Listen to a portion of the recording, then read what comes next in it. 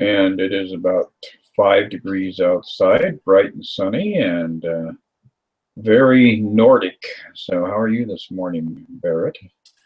I'm doing quite good. Doing quite good. Yes, as my Nordic roots are okay with this polar vortex as they call it. So, but that doesn't mean I'm not going to go out in the weather unless I really need to.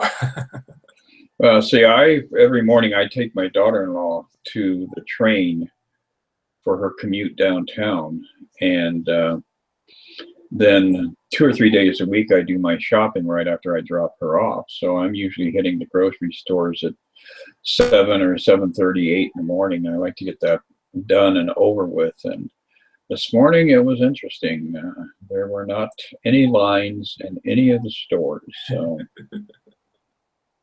I can imagine. Yes, everyone else is hunkering down and waiting for this very cold spell to at least let up a little. So.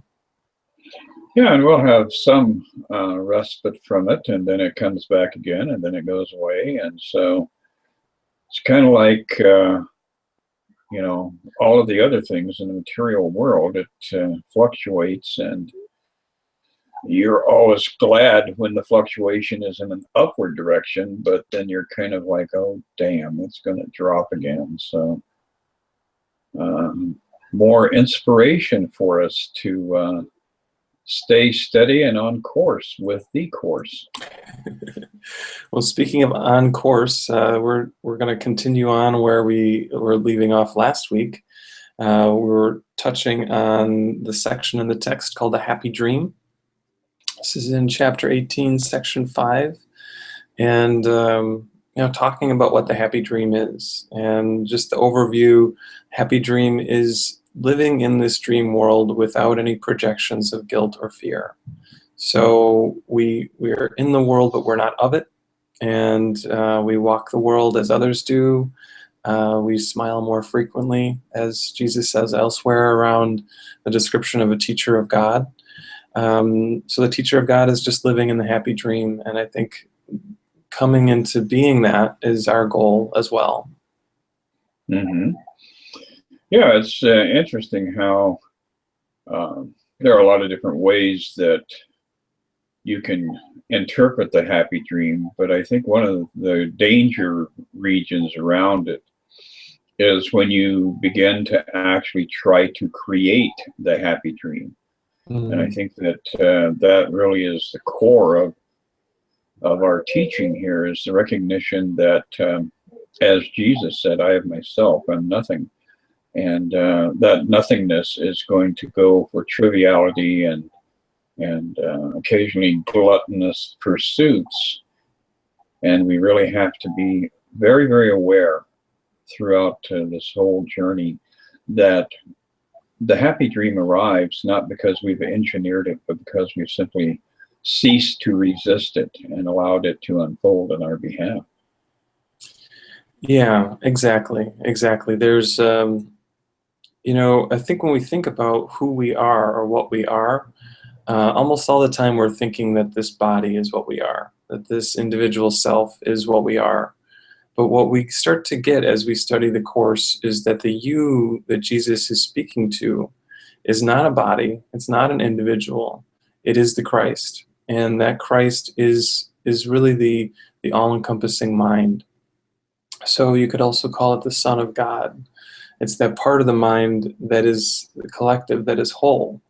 And so when we start to hear things like, this world is happening in the mind and is being made by the mind, it's not being made by Barrett's mind or Chris's mind or your mind.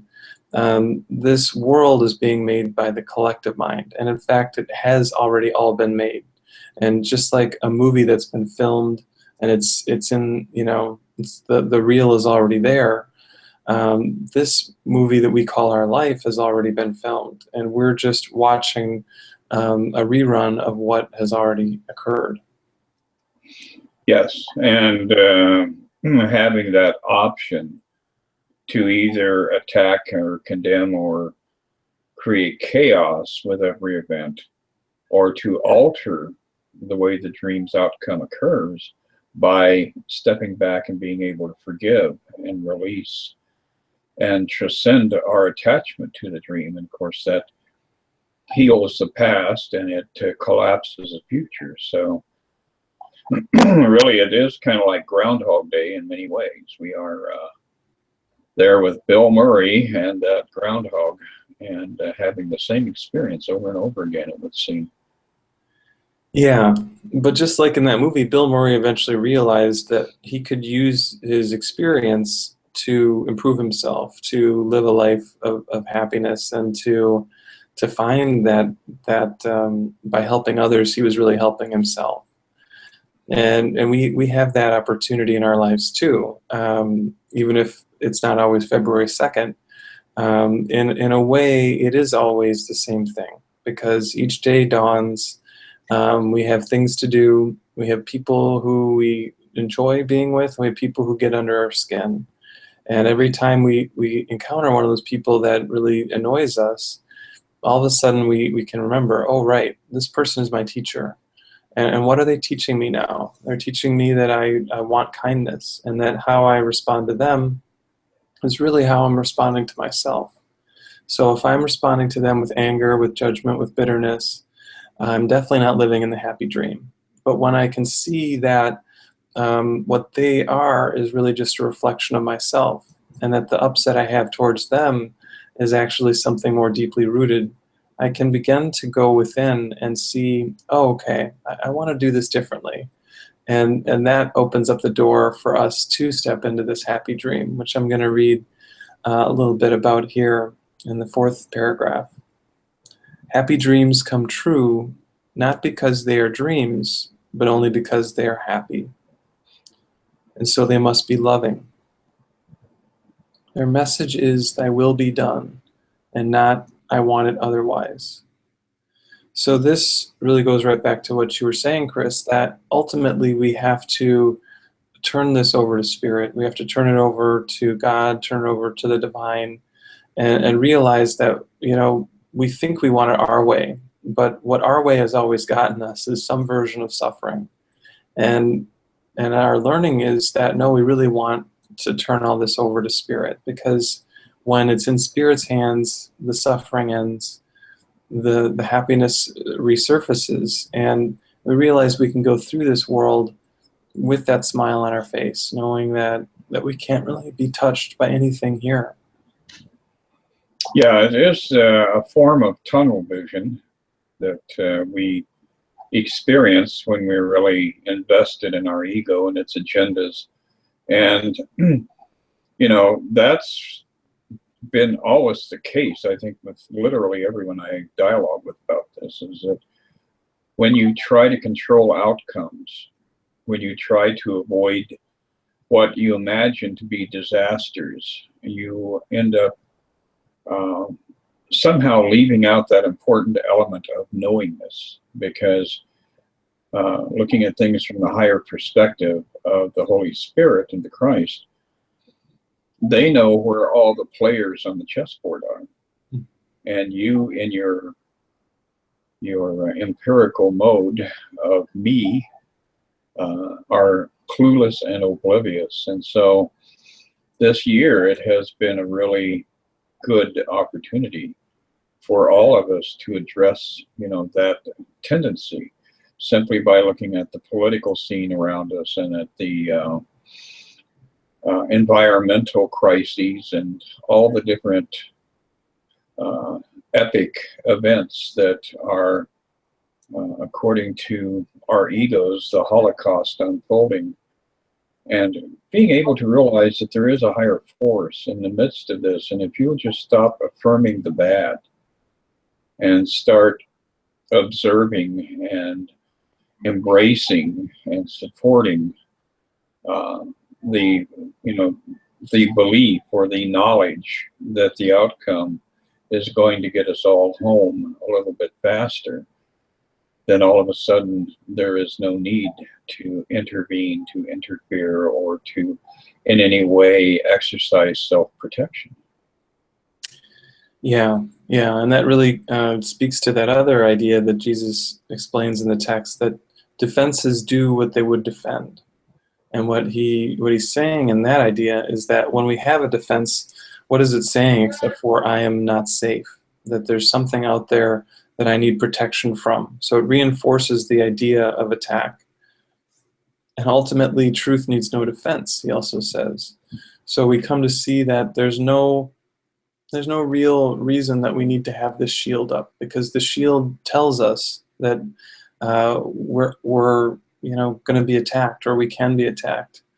And ultimately, we can lay down all of the shields, sort of like the medieval story of Parsifal, where he lays down his armor and his sword, and in so doing, he comes to see that he's given everything that he's wanted this whole time. And it's only in letting that go that we can come to see that what we want is actually already here.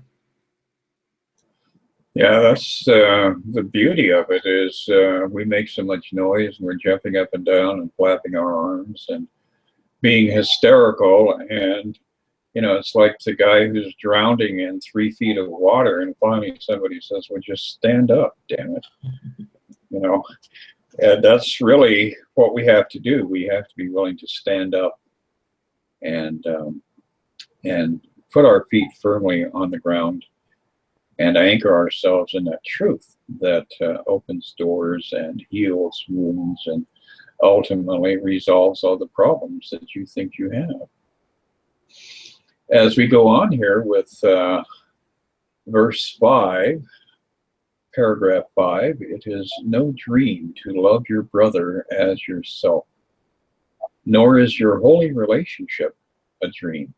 All that remains of dreams within it is that it is still a special relationship. So, this is going into that region of more than just intimate relationships. This is talking about the adversary relationships that you have with people, the people that you imagine are your enemy. And when you begin to transcend that desire to strike back and defend yourself, and simply acknowledge that person with love and acceptance, that doesn't mean you have to show up on their doorstep and say, I'm going to love you. But, this work is work that is done on the deepest inner levels. And as you do this work in your own quiet space, in your own intimate connection with the divine, you will see people around you start to take on a different demeanor.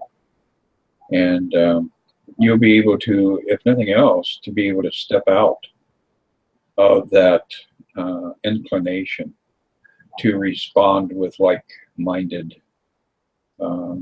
attack and just live in that state of love. So all of your relationships are holy relationships, and the real joy is to discover that somebody that you thought you hated for the last 25 years has got this magnificent element within them, which we call the Christ, that you can embrace and support and affirm. And that really is what we're doing here, is we're doing this on a global level. And we are crossing over all kinds of boundaries in the journey of healing this dream of fear and death and disaster. Yeah.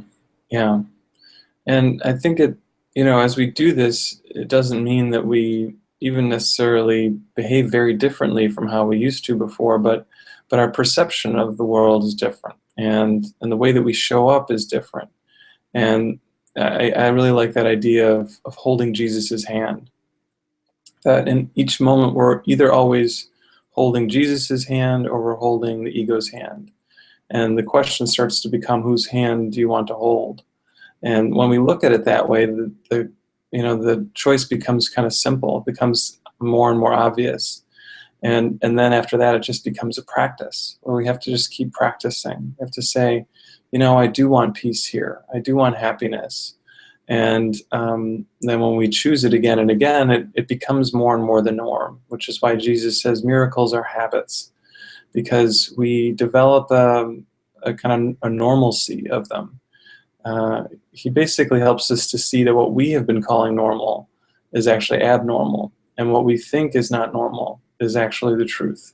So we've had everything upside down and backwards, and that's why we have to question every value that we hold, because we really don't know the true from the false. And it's only in going through all this and really looking at what's showing up that we can start to see, I really want some peace here. And then we lay down this game of attack, and we find a deeper joy within. Well, and as it goes on to say, all of those special relationships that we allow to be transformed into holy relationships are very, very powerful elements that take us away just from that sense of self. It goes on to say, yet it is very useful to the Holy Spirit, who has a special function here. It will become the happy dream through which he can spread joy to thousands on thousands who believe that love is fear, not happiness. Let him fulfill the function that he gave to your relationship by accepting it for you, and nothing will be wanting that would make of it what he would not have it be. So basically, by allowing yourself to get into the process, to fall into alignment with the agenda of the Holy Spirit, you're not only taking care of yourself, but untold thousands are ultimately going to be affected by this. And it's only the ego that could look at a statement like that and proclaim it to be vain and self-glorification. But the truth is, when we align ourselves with God, our power is unimaginable to the narrow vision that the ego has. So it really is playing into that recognition that you have a greater power and a greater glory that is available to you. All you have to do is step into it. Yeah. It's almost like we've been wearing a costume, and we've been wearing the costume so long that we've started to believe that the costume is what we are. And, if you saw someone doing that around Halloween, okay, that's normal. Everyone's wearing a costume around Halloween. But if you saw someone wearing that same costume 2 weeks later and acting like they were that costume, you'd start to say, I don't know if everything's right with that person. And in a sense, that's what Jesus is telling us. He's like, you've been wearing this costume so long, you think it's what you are.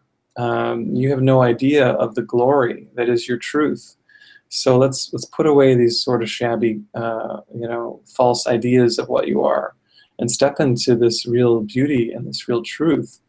And that's the message that he's just gently over and over and over giving to us.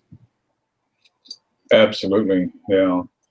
And then a little bit further down here, it talks about the power of joining. Its blessing lies in the fact that it is now impossible for you or your brother to experience fear alone. And I think that really is, one of the real challenges of living in this material realm, is that we are so driven by fear. And then it goes on to say, or attempt to deal with it alone. So all the things that you and the people around you are fearful of, as soon as you start working on creating an accessible avenue for the Holy Spirit to intervene and participate in your life, the more those fears that are both knowledge, fears that you are aware of, and the unacknowledged fears that you have that you're suppressing and putting in the subconscious and burying and hoping won't come up. All of those things are eventually going to get addressed, and you'll come to that point where you realize that it's all like smoke dragons showing up on the doorstep, scaring the hell out of you, and then just dissolving right into the nothingness that they are. Yeah, and that's the key, is to stay with the smoke dragon until you see it's nothing. Because in the beginning, it really feels like it's something. And it feels intense. It feels like it's dangerous, it's going to hurt you. But but eventually that whole thing will fall apart, sort of like a house of cards that may seem tall and impressive, but you take one card out of the bottom of it and the whole thing just falls down.